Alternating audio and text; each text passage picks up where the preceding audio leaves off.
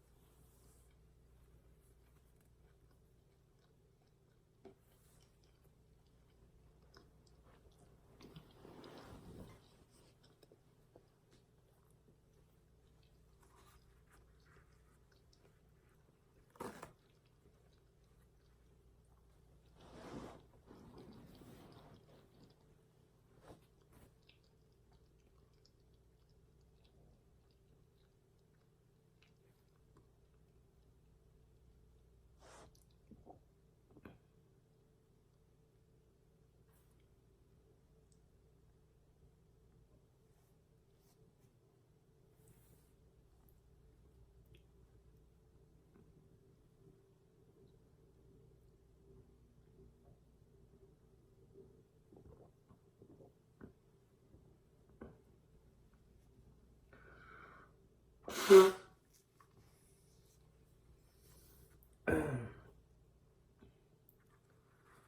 to stay with the anxiety, stay with the thoughts and the feeling and the whatever pain, angst.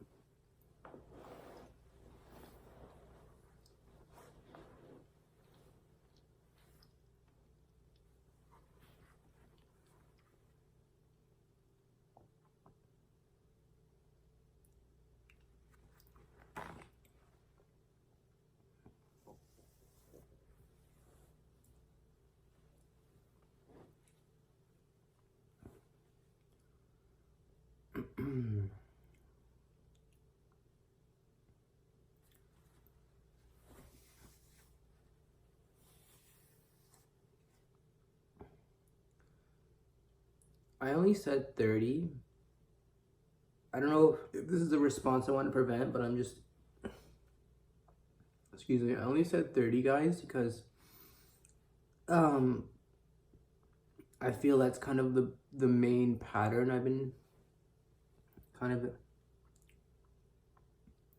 experiencing with my anxiety, whereby it would plateau to a certain point. Like, it was high at around 70 when I started making these videos, and then it would become like, you know, going down. My high would be 40, and then 30, and sometimes 20. So what I've noticed is it's really difficult to kind of figure out your anxiety level, because you're just so forward to just setting up the video and it's good and you want to eat, and the food is like Pakistani, so you know, I'm Pakistani, so like I want to eat it. It's part of my like culture. It's yummy. You know, you associate food with comfort, especially childhood foods you like. So getting back to trying to figure out a number, I only said 30 because I didn't really know, like, it's what I was expecting. I'm expecting a 30 and I'm expecting to go down to 15. So I guess one of my concerns with doing this over and over again is trying to figure out the exact number of anxiety you have, the SUD scale, subjective units of distress scale, I spoke about earlier in my earlier videos, in terms of what exactly you are feeling in terms of anxiety. Are you at a 70? Are you really truly at a 30? So I don't know if 30 would have been the best. It's just kind of, this is what I've been, right, as I said, what I've been expecting, predicting in a way. So, you know, I'm going to try to recalibrate my anxiety level. What that means is, if you have trouble figuring out the number between 1 to 100, just stay with your anxiety, okay? And think of like the highest it could go and just stay that number, right? Because, you know, the lowest, the thing is, you don't want to get into averages. Like, well, this is what I somewhat feel, like I say it's a 50 and a 70. And then you take the average and go with like whatever that average of 50 plus 70 divided by 2 is, which would be 120 divided by 2, which would be 60. That's not the way to do it. I used to do it that way and I ended up not doing it, because it's just, you just end up predicting your anxiety level. No, you actually need to feel it physically, you know, like in the flesh, not theoretical. Like, oh, I've noticed my anxiety level is not going down. Yeah, I get it. And that's a good practice. But to really, really treat your anxiety, feel it, and you also let it come down. So honestly, I'm going to be honest with you guys. This food is not yummy. But let's go back to the exposure. I don't know if I'm going to finish it. Oops. But let's go back to my exposure here. I said 30. I'm going to recalibrate it, see if it really is 30. You know, it's hard to say, some of the textures of this food don't agree with me, but at the same time, the cultural just yumminess of it, the cultural appropriation, I guess, just overrides it. Let's see here. Yeah, I think 30 actually is fair. So, it's fair.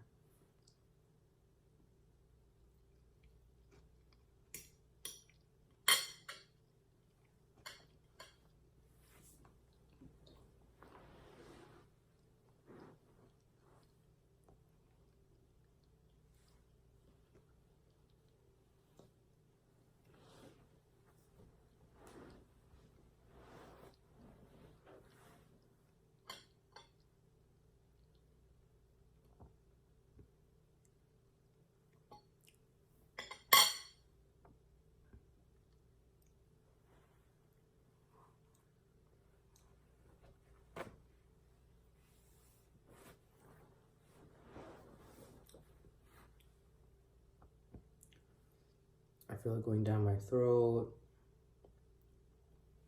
My chest is tightening. It's like someone has strangled me right now. But I read once, if you can talk, you're not choking. So I'm talking, therefore I'm not choking. Like full choking, you know, like full on choking.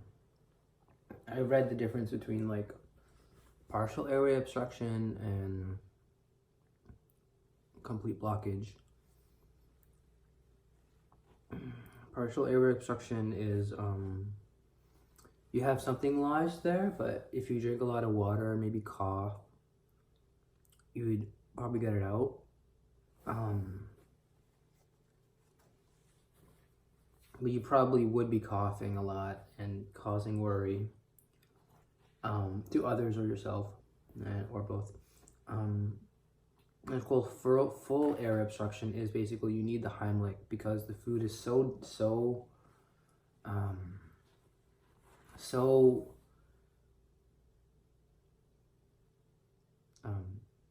I just so down there that it's just, it requires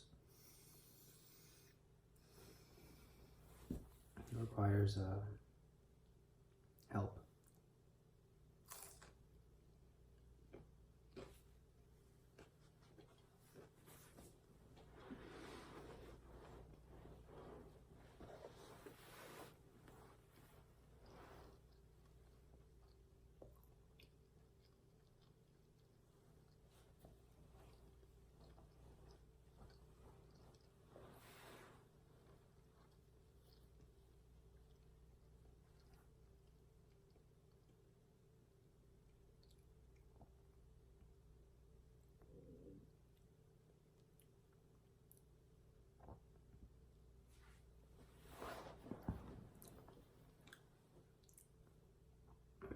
So in the end of the exposure,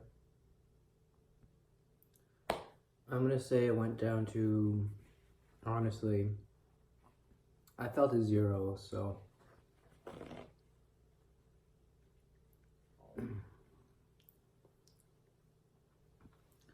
I don't want to average it, so let's go with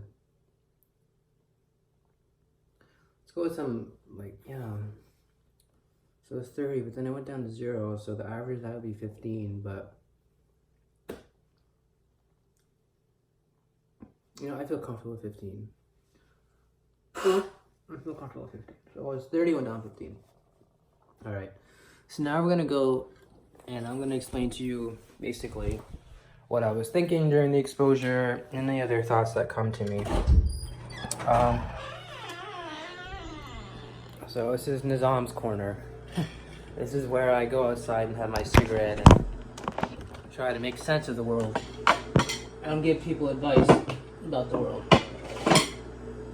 with root beer.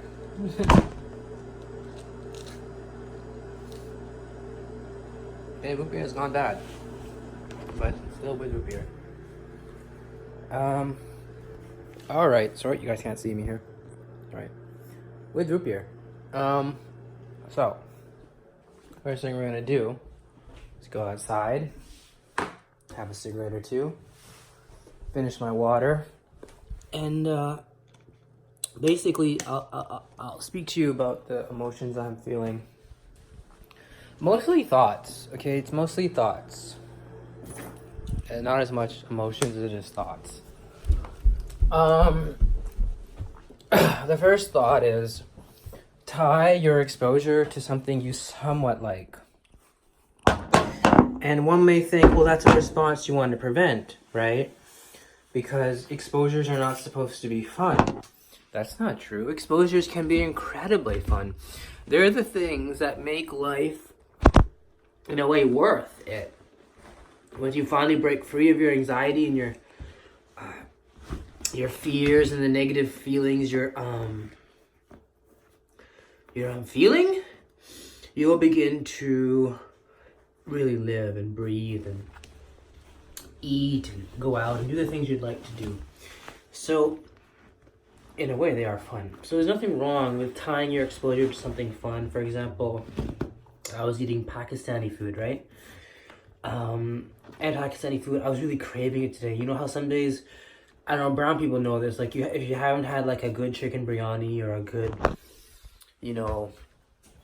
whatever I was eating, aloo tikka and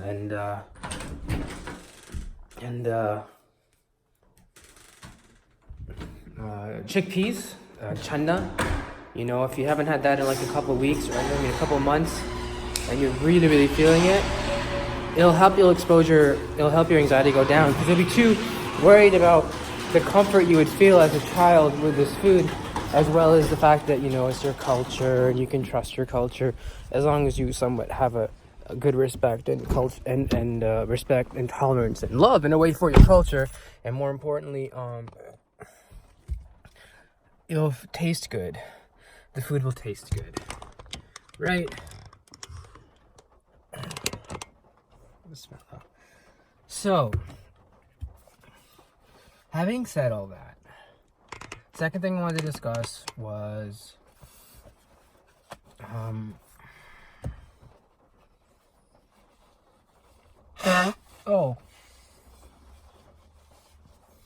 just a quick, I guess, definition of what exposure and response. A lot of things to say is, now, scratch all that. I want to talk now, is another thing I want to talk about, to the people who have specifically OCPD, because that's what I have, who have specifically OCPD and, are struggling with it. And one of the things I recommend is,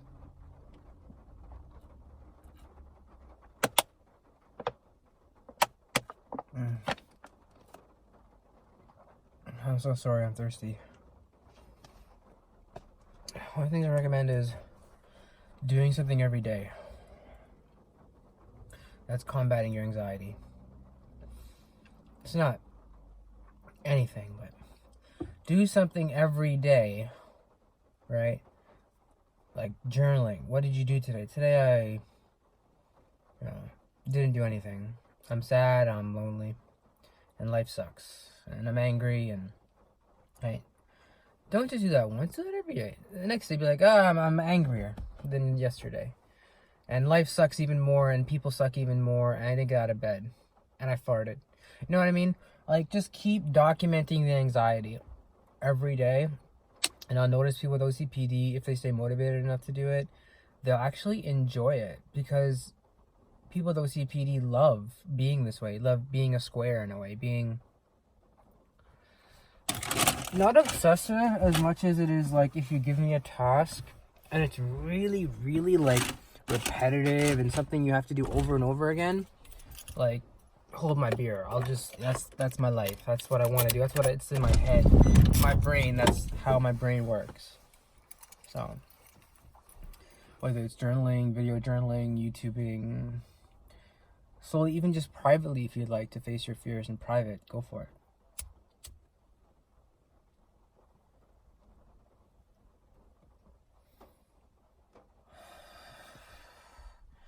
And also, one of the things I want to discuss now to everybody, when I was discussing earlier about my thoughts of I am choking, more specifically like there's a airway obstruction, or there's a tightening in my throat and someone has hands on my throat, or chest tightness, feeling constrained, constricted to the point where you can't breathe and you think you're choking.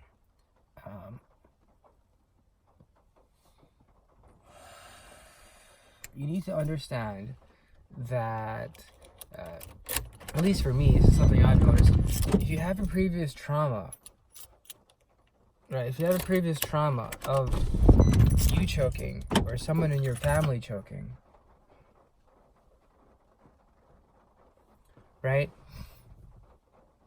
Sorry, I heard something. If you have a previous trauma of you choking or someone in your family choking, that may come up when you're saying these thoughts. You rewind the video, see I was talking about partial versus complete airway obstruction. And I was remembering how sometimes I was thinking I have a partial airway obstruction or I have a full airway obstruction. And the times where I was thinking like I'm really choking, I need the Heimlich, I was in your hospital, who's awake so they can give me the Heimlich. Standing over the sink, right, basically, and spitting and thinking, oh, this is it, this is my life, right, I'm gonna die eating food. So when you say these things and you have someone in your family who has experienced actual full-blown choking episode where they had to be rescued through the Heimlich, just talking about that partial air brings up these emotions. You need to be ready to deal with them. You need to just face them. Don't shy away from them. Let the feelings hit you square in the face, so that when they hit you, right, and you come back, and then you can hit them. All right, it's like he hits you first, but doesn't knock you down, because if he knocked you down, you wouldn't be in the fight in the first place, right? You take that hit, and when he's too distracted, showboating, thinking he's great, boom, hit him in the head. And it'll knock out your anxiety. As long as you allow yourself to feel what you feel. For a long time, I was too scared to, because I feared it would offend my sensibilities. I feared that, I've already had anxiety for so long, so to now talk about it would be repetitive and almost childlike, because it's like, we've dealt with this, we know you've been hospitalized and this happened, now you're better. And I get that. There's nothing wrong with being positive. It's just, as I said, I feel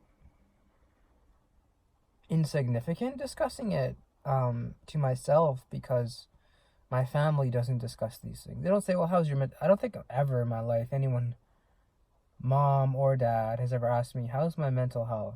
Maybe my mom, but I can't, It's just not something you ask people. You don't ask people that. How's your mental health? You ask that to somebody, you're going to get punched. Or you ask, how was your day?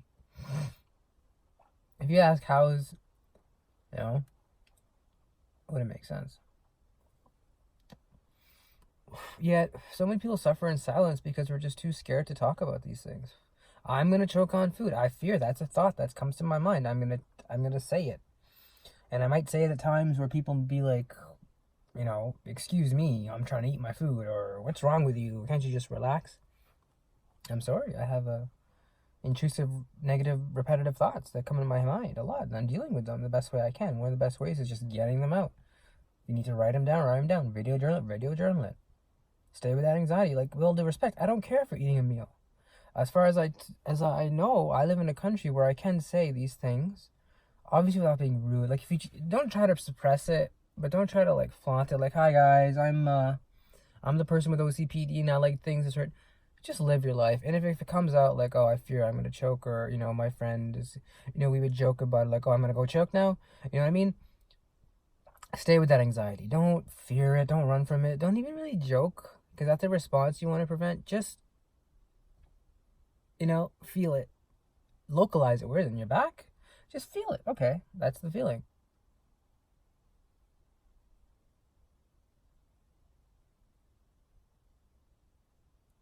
right? This is anxiety. This is someone having anxiety. It's very stealthily hidden, as you can see.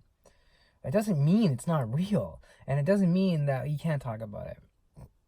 So, there's a lot of people that suffer in silence and they shouldn't.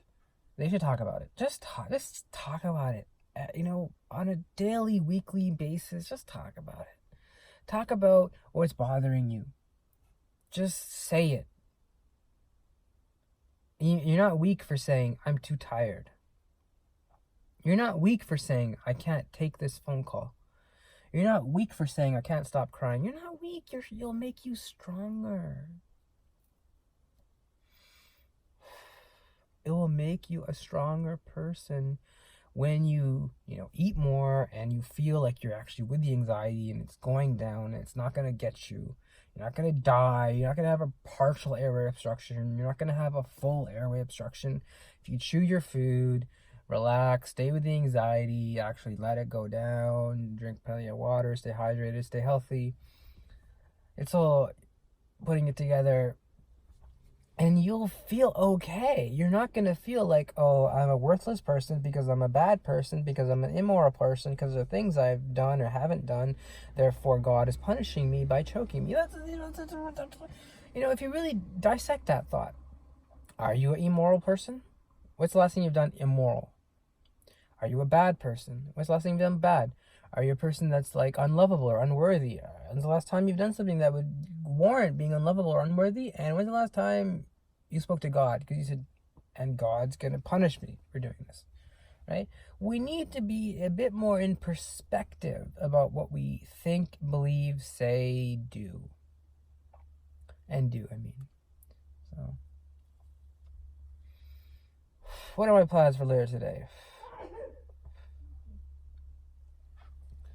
Well, it's Friday, so I have to go to the mosque at probably 2:40, 2:30.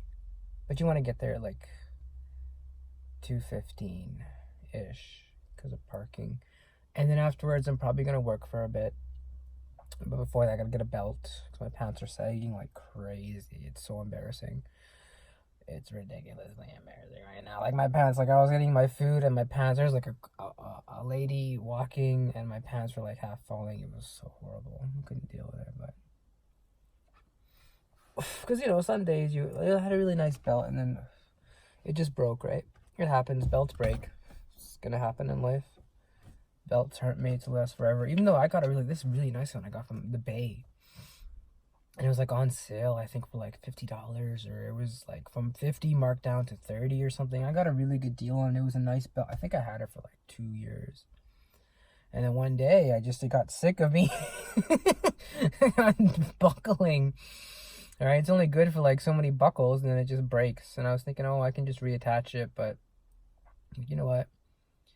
It's hard to reattach. I don't really understand the mechanism, and once a belt breaks, who really is going to reattach the belt? Like, it's good to do. We really should. I'm a big fan of making our own stuff and not buying things whenever they're destroyed. At the same time, I do fall into these patterns like everyone does in modern society where we think, just buy another one, right?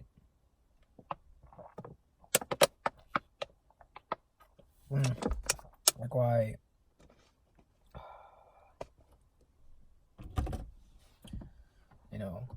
Just go Walmart, get one for $10 until you have enough money to buy a nice one. I think that's like a dirty little secret to everybody. Everyone gets their clothes from Walmart, so I've been noticing. Which I just can't. Because it's just something like, I don't know. It's like not, I don't know, like, rather online or like a outlet store or even like a designer store. Like, I like having nice clothes to wear to look respectable. But even if it does cost me like $30, $40, $50 a shirt, I don't do it necessarily to fit into any social group. I just do it because, like, I think it represents my personality more. I'm the type of person that likes refined things. Like, I would pay the extra money for nicer things. I like nicer things, unlike other people who prefer just bare bones, like other people like that, right? So everyone is different.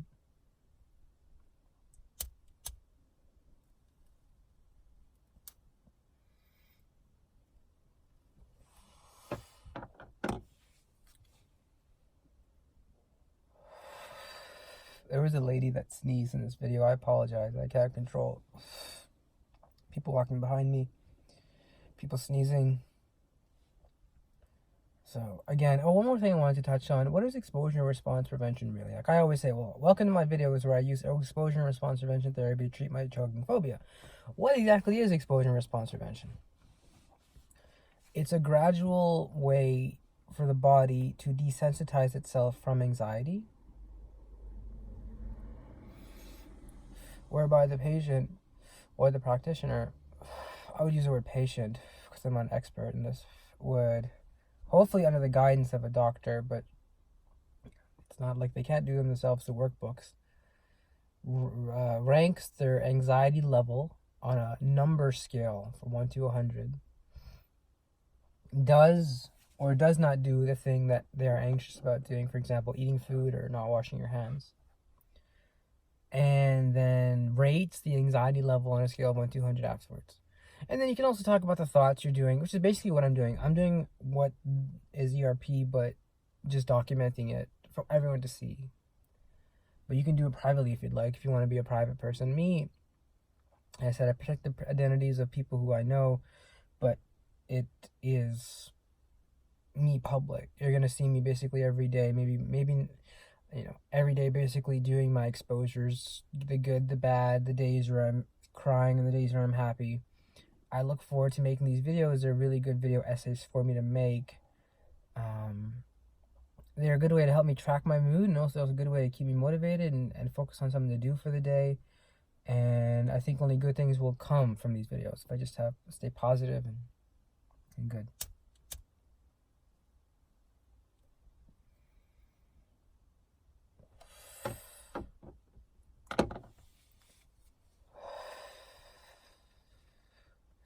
Let's touch on something else.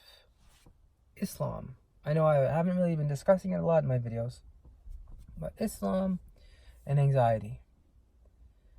Okay, it's a big topic because there's a lot of Muslims that suffer from anxiety. They're no different. We're not like specially chosen to not suffer from anxiety. Everyone suffers from anxiety. It's biological.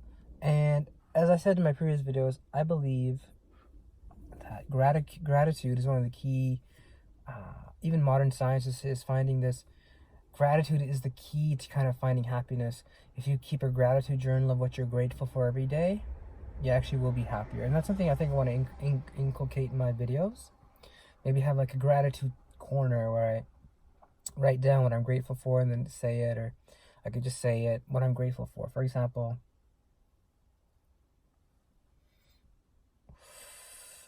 I'm grateful for not being homeless.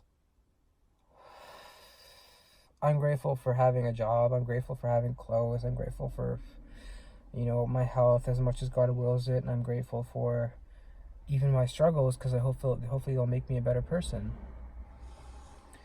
I'm grateful for,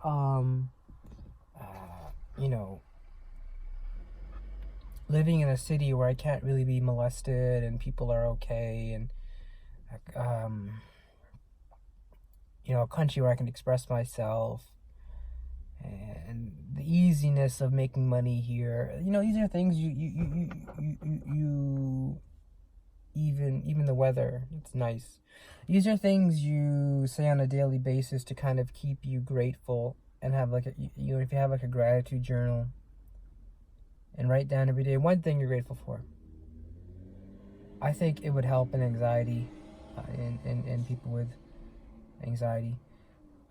In terms of Islam, again, other things are there are specific supplications you could say to God, like pray to God. It's called dua or supplication. You can say in Arabic to maybe keep as I mentioned previously, I think the demonic realm can influence anxiety. At the same time, you can be an incredibly religious person and still have anxiety. So it doesn't hurt to say supplications, even supplications, that are specifically for people who might be suffering from, sort of possession. And these are good things to say to stay grounded in terms of who your Lord is and remembering God.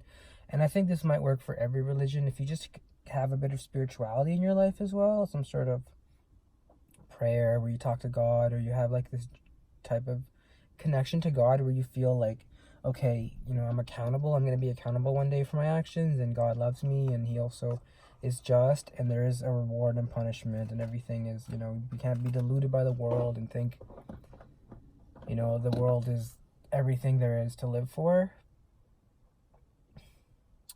right? So they're good things to say. They're obviously Muslims would know them, but if non-Muslims are interested, the last chapters of the Quran are very important. They're very short. You can recite them. We listen to them on the YouTube. There's many things on YouTube, like for example, Ruqya, which is Arabic for incantation, which is like a Quranic recitation, specific verses of the Quran recited over a person who may be feeling sick. These are important things to do as well. Music therapy is good too, but unfortunately Islam kind of prohibits music. But in terms of like nasheeds, which is kind of like our Islamic music, it's like our devotional music where we listen to it and kind of, it's not haram, and it's like okay to listen to. It's a good avenue to explore.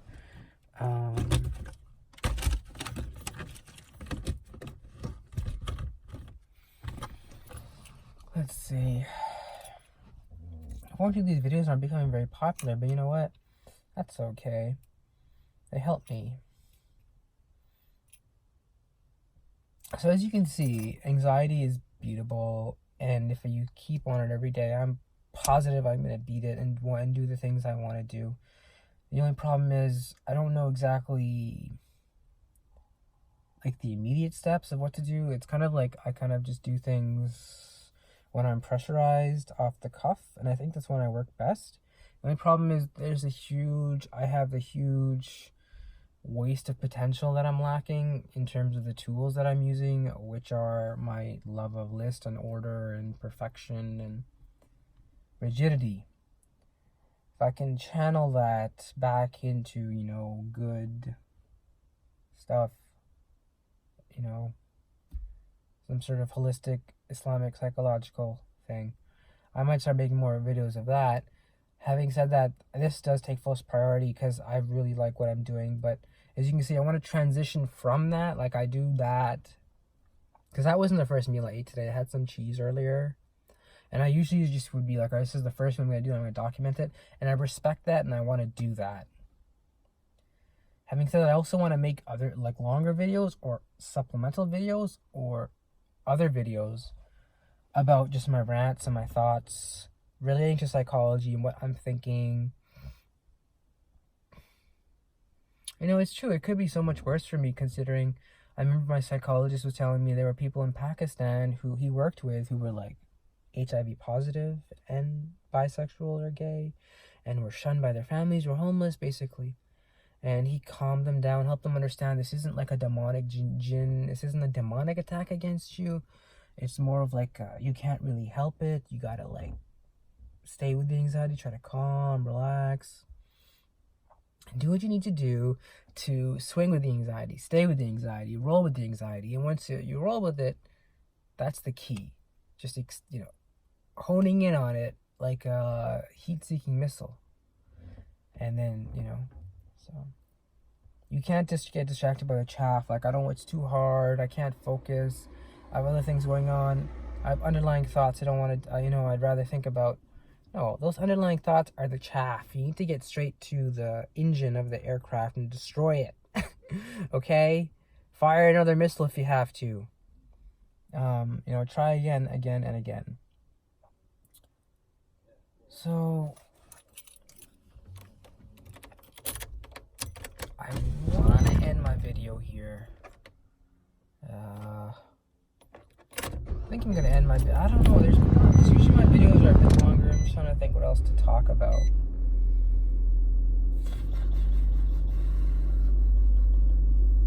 Oh, TV shows I recommend for anxiety. I don't recommend TV. I watch TV though. I don't recommend it. I recommend zero TV. Okay? For anxiety. I know, it's a bit harsh, but I've tried it and I actually like it, and I think it's a nice,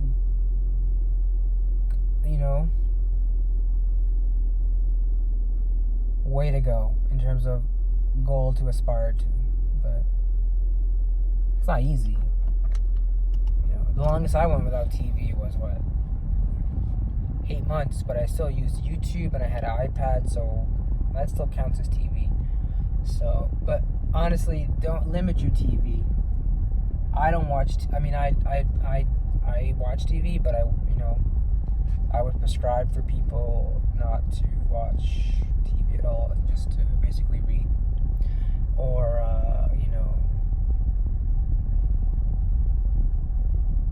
walk outside maybe. Really, there's no substitute for reading. I'm gonna be honest with you guys. Reading is so engaging. If you find a book you love and you can get in a position you're comfortable with, you could read for hours. I'd read for like 4 hours a day.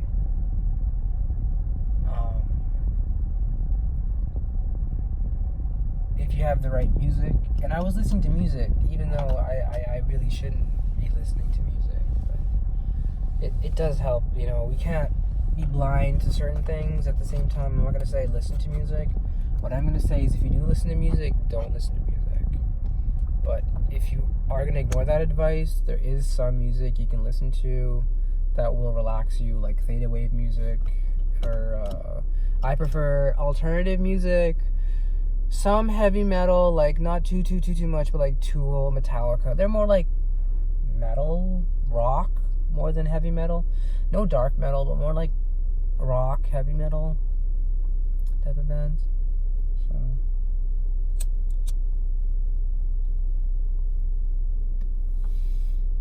So yeah, this YouTube videos thing, I think is a great idea to just kind of blog my thoughts. And basically have no one, even if no one listens to them, I think it's great to just be live and unedited about anxiety. I think it's actually a great idea. Whoever came up with YouTube, it's just like you saying whatever you want, and anyone can watch it if they choose. If you're popular enough, they might even pay you money. All right, last thing I'll talk about my tattoo. I got a tattoo here. Let me get a close so I can give you guys. Give you guys a close-up of this guy. Okay, my tattoo here.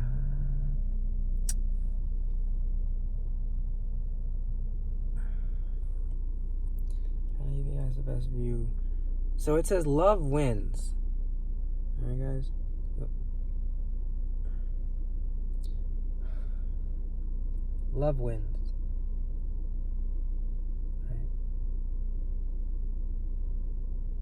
I think it's cute. I really do. I think it's a cutie. And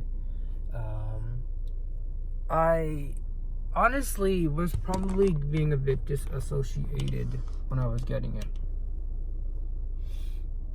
Like I was probably experiencing disassociation. And I still got it. And even that night, I maybe abused too much alcohol because I was a bit in denial about what I did. But once I've gotten it and I've accepted it as who I am, and as like in terms of like a part of me, like it's a part of me, I can't just like tomorrow get it erased. Like I'm gonna see this every day. I have accepted it as part of my life. It is now part of me. And it wasn't too complicated. And honestly, in terms of a review of the tattoo, it's alright. It was a difficult tattoo because of the colors, but it was my first color tattoo. And some of the colors did fade, but it's still a solid tattoo. What I might do is get them refilled, or maybe make it bigger, maybe make it into like a flag. Because right now it's just a circle. I mean, it's a line, right? And I like the line, it's there, but would always touch it up, maybe make it bigger into a flag or some sort of design, maybe make it into like a heart. Not a heart, but like, it could be like, there could be a heart touching it. It could be like the top of the heart. So I like, expressing my gay pride. Even though at first I didn't really want to, I was so scared. And I was using alcohol and some substances to kind of